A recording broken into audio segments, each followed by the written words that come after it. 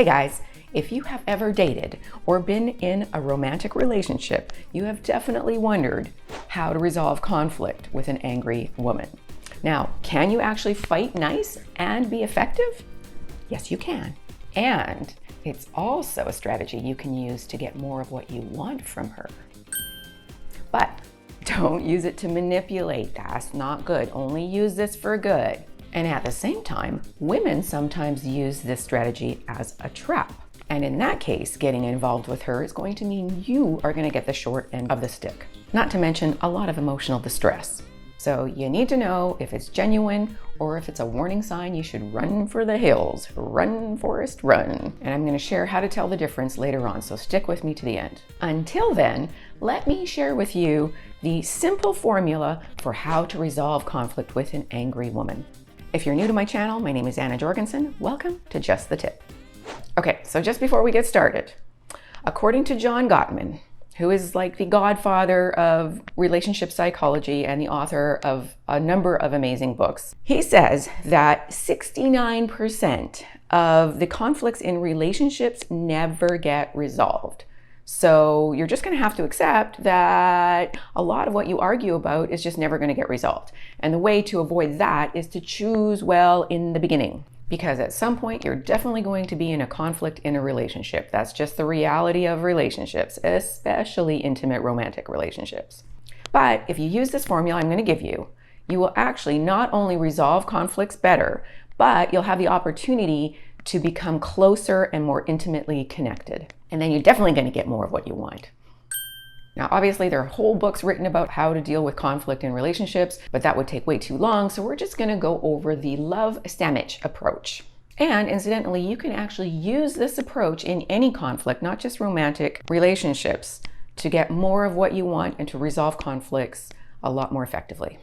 So here's the love Sammich recipe. First, you got to prep your kitchen. If your kitchen is in a raging inferno, you're not going to be able to make a sandwich.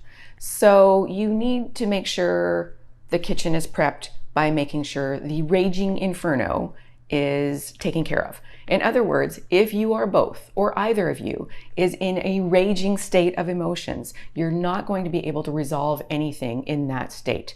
When we are triggered, basically into our limbic brain, we are coming from a place of automatic reaction. We're not listening. You only hear about the first 8 seconds, and then you go totally on the offense and or defense, and she's doing the same thing. So you just can't resolve anything if you're in that state. Best thing you can do is agree to postpone to when you're both feeling more calm.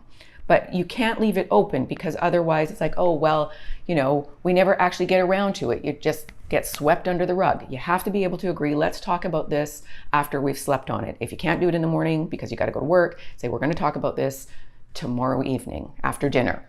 So then when you come back to talk about it, one of you has to initiate. So be the brave one and say, okay, let's talk about this. You need to start with a slice of love. So what does a slice of love look like? The best slices of love in order of effectiveness. And imagine you're receiving her input this way. In order of effectiveness is 1, agreeing with some part of her argument. What? Just imagine if she came to you and agreed with some part of your argument. You're going to be a lot more open-minded because why? You feel understood. 2, second thing you can say in the first slice of love is validating her feelings about something she said. You might not agree with anything in her argument, but you can agree that her feelings are valid. More on this in a minute, and I'll give you some examples. And the third slice, still effective, but not quite as effective as the first 2, is to open with a genuine note of some kind of appreciation about something you like about or love about her.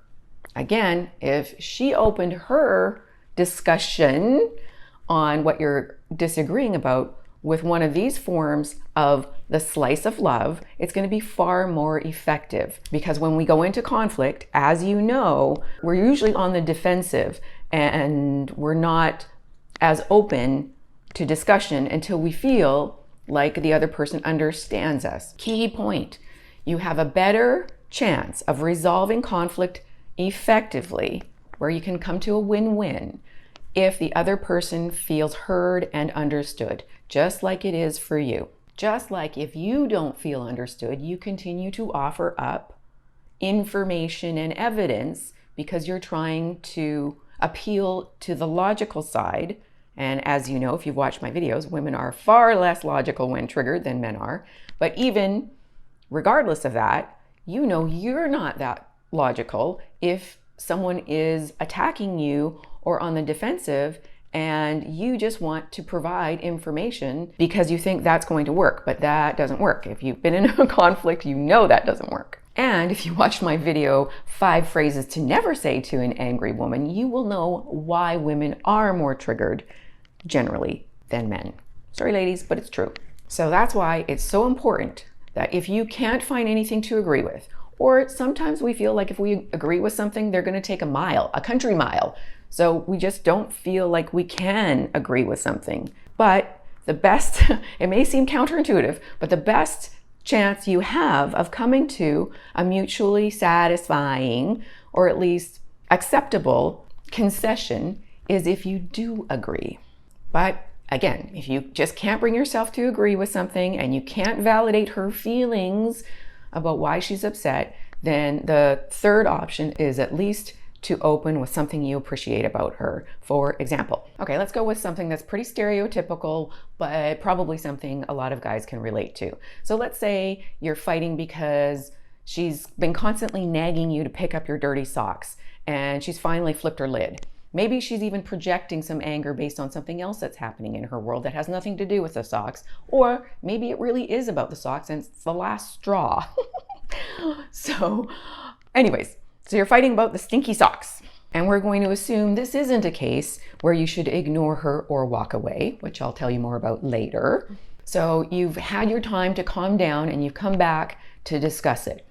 Now, if you can do this with a partner, that's a super bonus points, and that's definitely a mark of a keeper. Now, what if she came to you and said, here's where I think you're right? You'd be a lot more open to discussion, right? So here's what you're going to do. You're going to go to her and say, here's where I think you're right. You could agree with her. I do leave my stinky socks all over the place.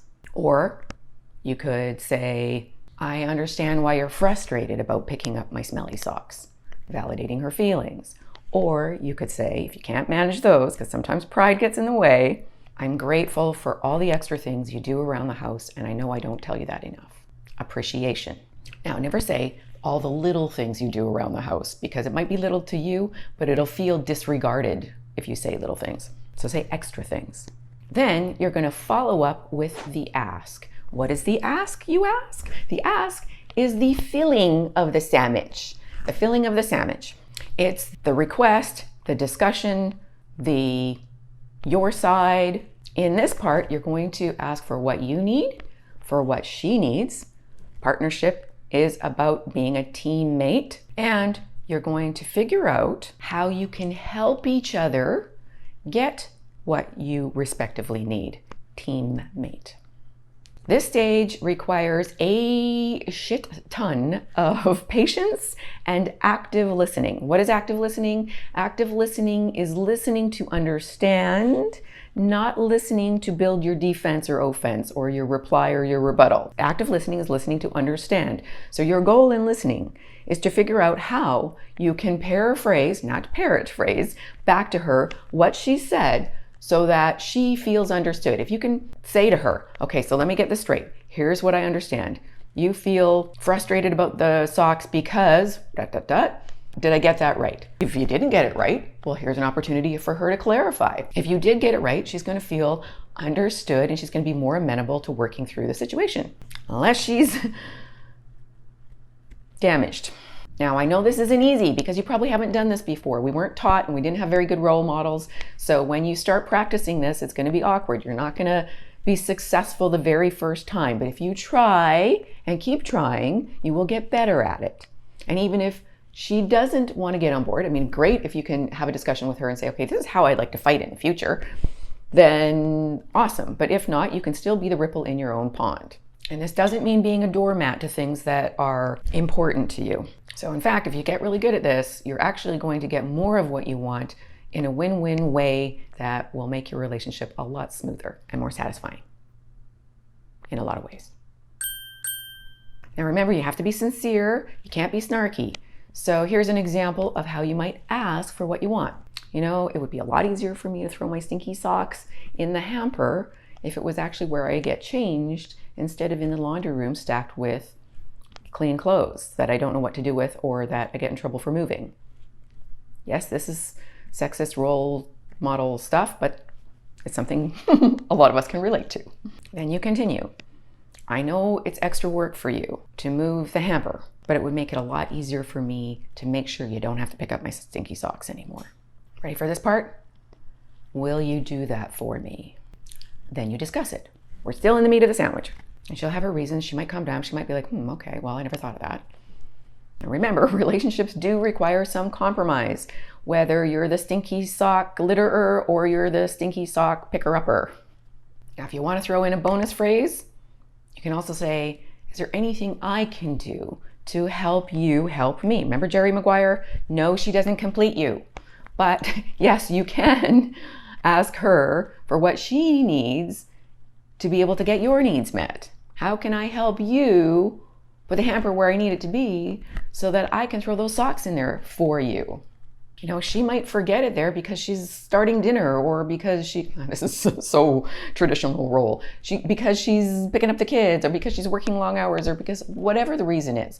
There's something else that's getting in the way of her putting the hamper where it would be useful for you to have it in order to put your socks in there. So perhaps there's something you can do to help her in some other area, not even related, so that she will be able to put the hamper where you will more likely put your socks in it. Remember, solutions oriented as a team. It's not you against her. You're not on opposite teams. You are on the same team, working towards the same goal, which is coming out of this with a mutually satisfying conclusion.